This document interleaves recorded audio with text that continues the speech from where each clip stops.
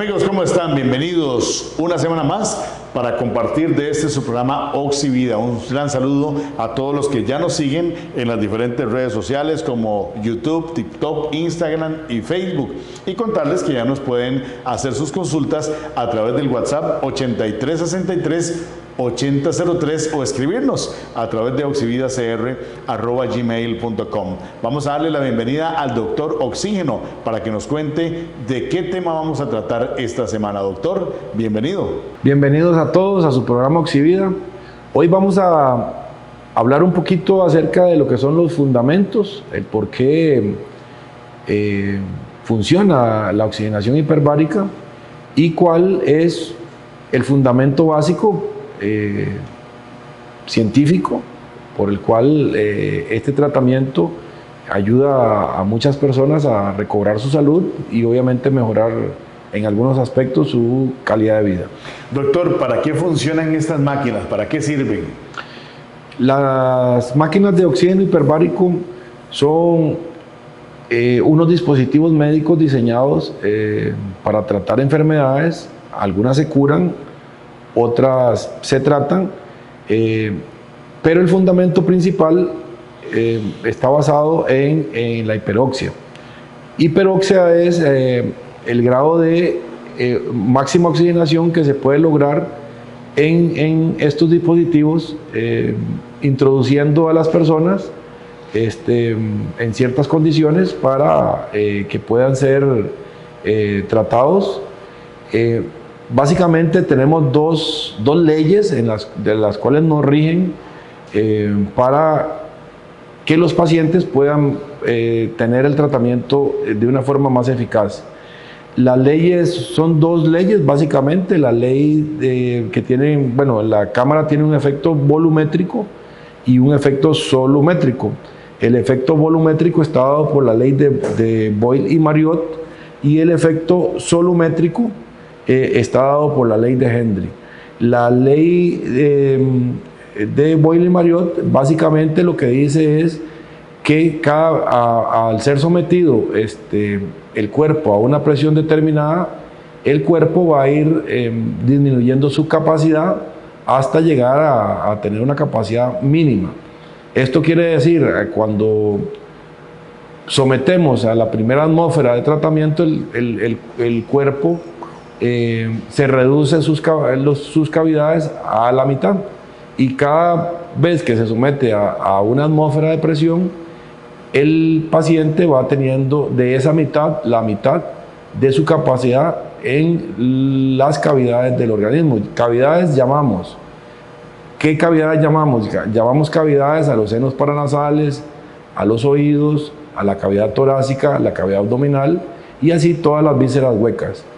El efecto solumétrico está dado específicamente por la solubilidad del gas al que está expuesta la persona en el plasma, en la sangre.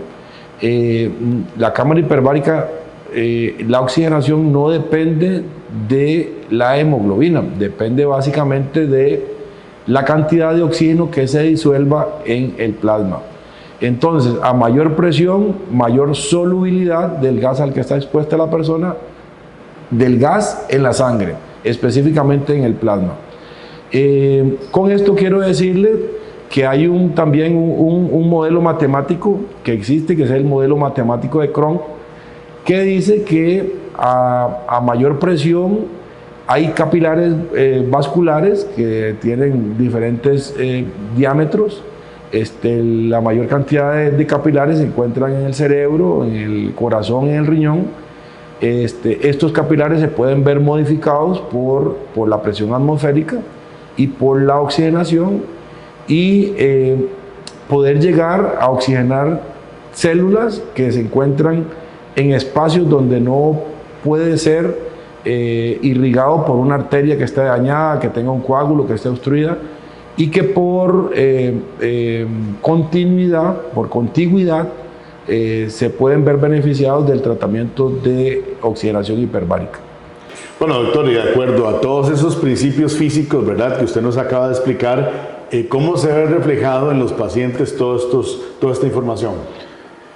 Es importante recalcar que estos efectos, estas leyes físicas al cual están sometidos todos los seres humanos, pero específicamente los pacientes que están recibiendo tratamiento con oxígeno hiperbárico, tienen efectos benéficos. Obviamente son efectos que vamos a ir viendo con el transcurso de los tratamientos, de las sesiones de oxigenación hiperbárica, pero vemos muy frecuentemente que hay, y lo que dice la literatura, vasoconstricción no hipoxemiante. Eso quiere decir que se produce una pequeña constricción del vaso sin que haya hipoxia concomitante. Eso es un efecto que disminuye el edema y disminuye la inflamación. Lo vemos muy frecuentemente en la práctica clínica. Vemos también como algunas bacterias que son anaeróbicas, pues prácticamente tienen un efecto bactericida contra esas bacterias. Tienen un efecto bacteriostático con respecto a algunas bacterias que son aeróbicas y que tienden a quedar ahí de una forma inestables, y para que el antibiótico funcione de una forma mejor. Algunos antibióticos se ven beneficiados y se potencializa su efecto, como son los aminoglicósidos, algunas quinolonas y la vancomicina, por ejemplo. Hay un efecto muy interesante, que es un efecto que estimula los polimorfonucleares.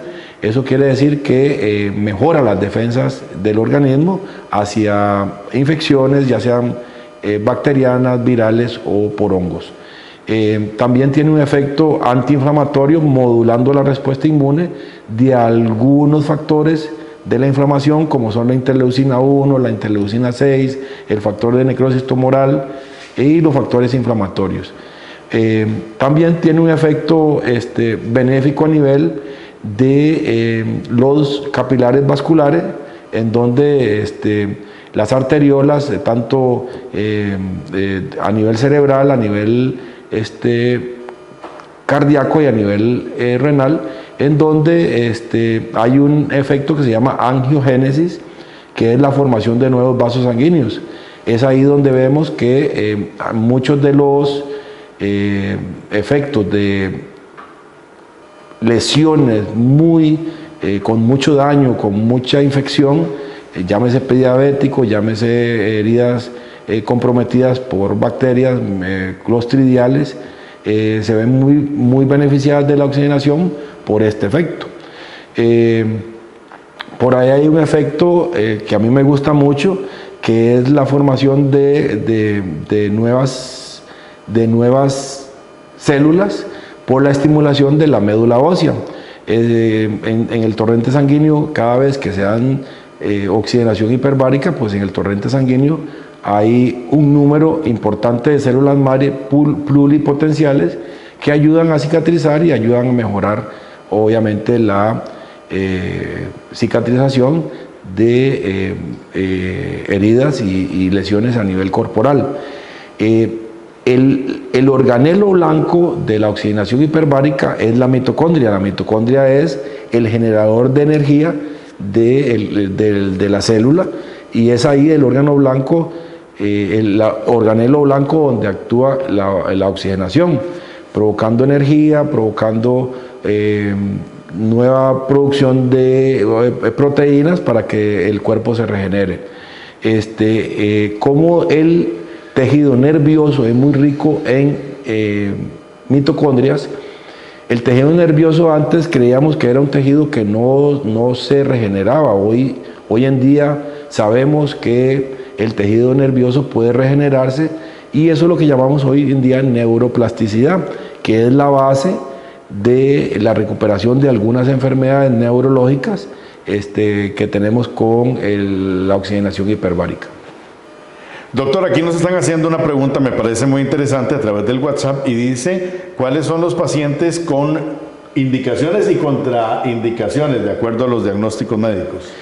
Es importante recalcar que para recibir el tratamiento de oxígeno hiperbárico de alta presión en cámaras monoplaza de alta presión o multiplazas de alta presión se requiere que esté un médico dentro del recinto, dentro de la barosala, que sea un médico el que valore el paciente para ver si tiene indicaciones o contraindicaciones. Obviamente existen, conociendo la fisiología de cuál es, cómo se comporta un cuerpo dentro de un ambiente hiperbárico, pues de los efectos que se conocen, aumenta un poco la presión arterial, después de pasar cierta presión, disminuye la frecuencia cardíaca, que son efectos biológicos del cuerpo humano sometidos a alta presión.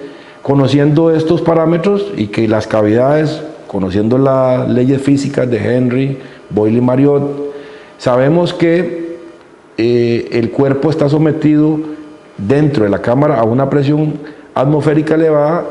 Estos pacientes, conforme van aumentando la presión, van disminuyendo la frecuencia cardíaca, pero van aumentando la presión arterial en 8 milímetros de mercurio, no más de 10 milímetros de mercurio.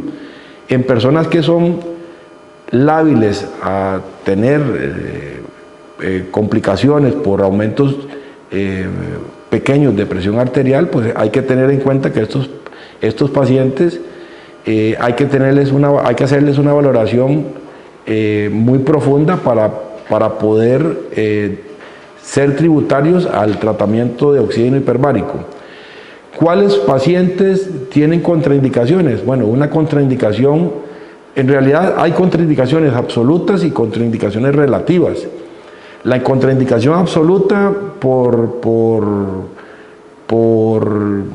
convención, la claustrofobia, obviamente dentro de la práctica clínica que he tenido durante muchos años, he visto la claustrofobia en menos de un 1%, la claustrofobia verdadera.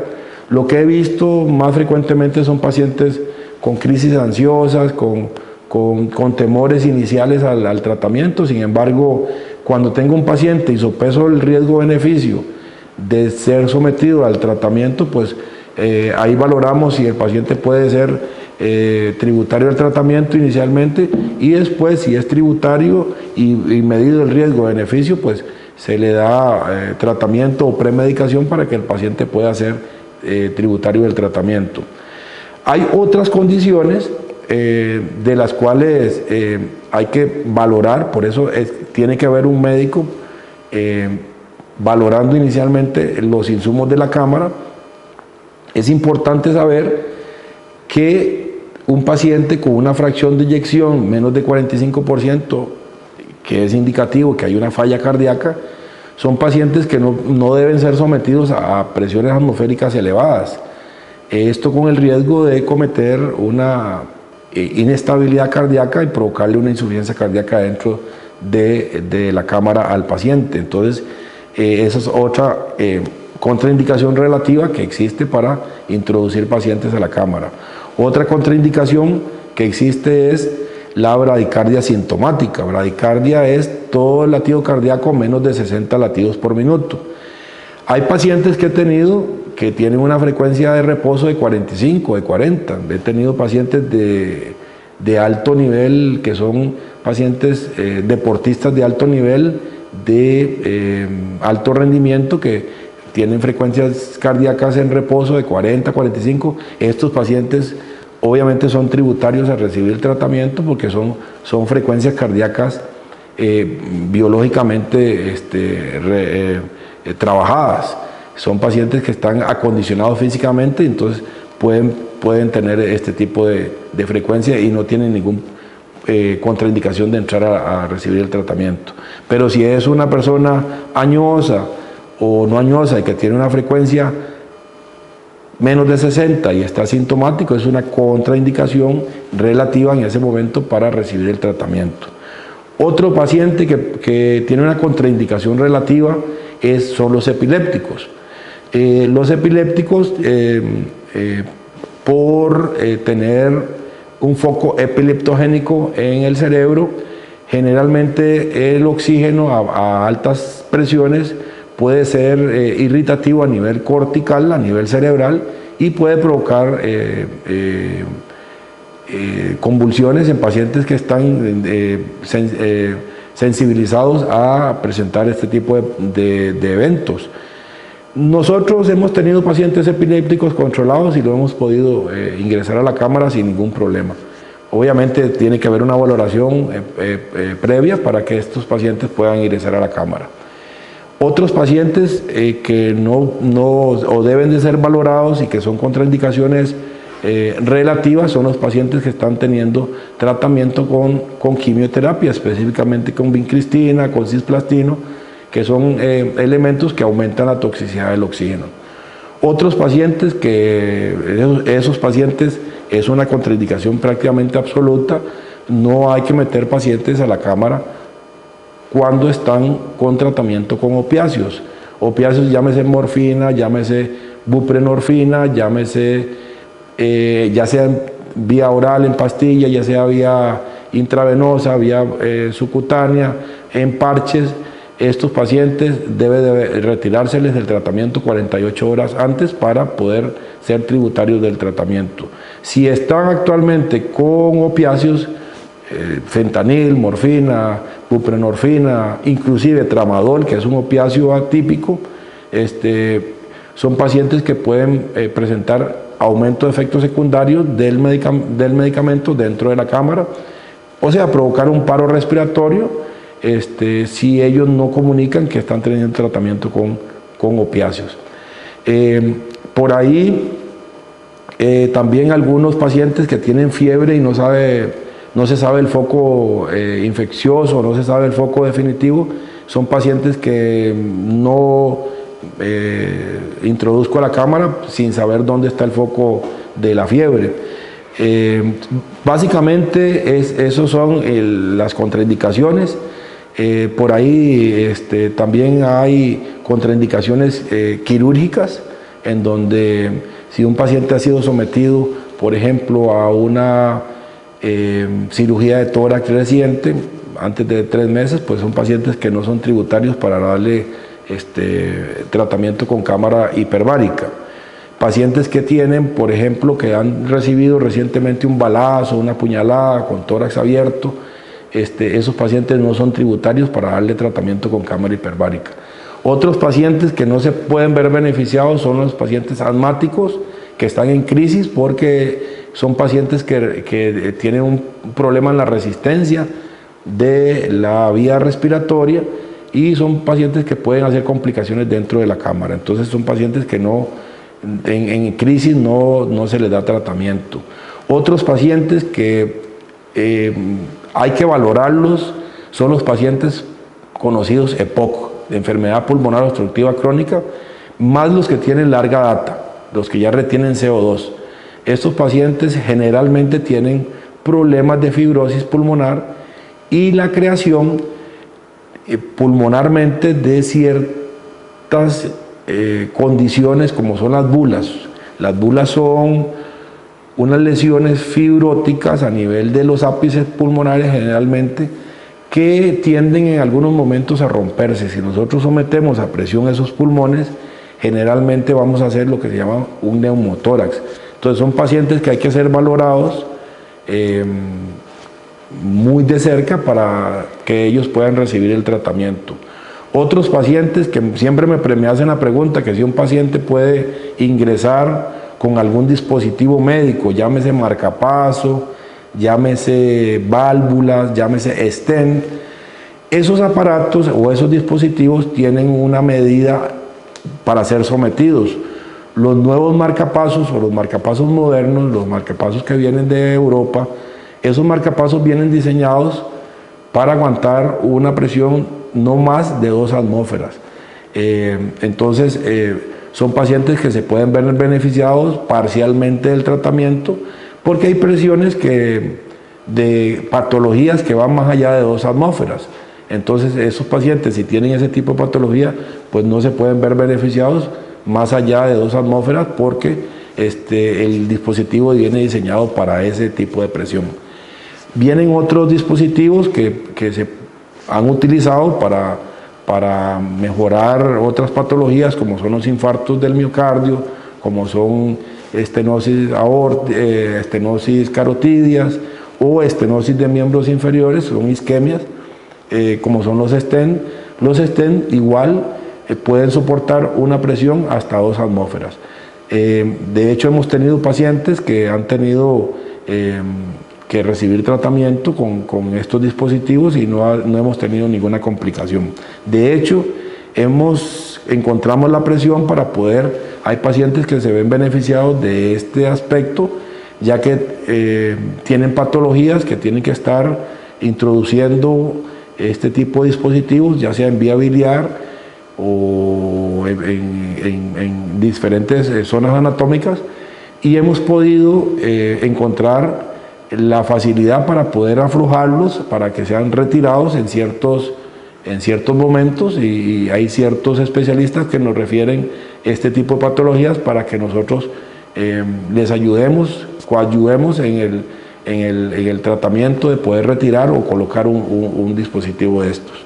Otra de las contraindicaciones es una condición que se llama, o que presentan los pacientes que tienen infecciones de vías respiratorias superiores. Es una contraindicación relativa, como lo puede ser infecciones virales, infecciones bacterianas del tracto respiratorio tanto superior como inferior, sinusitis aguda, sinusitis crónica.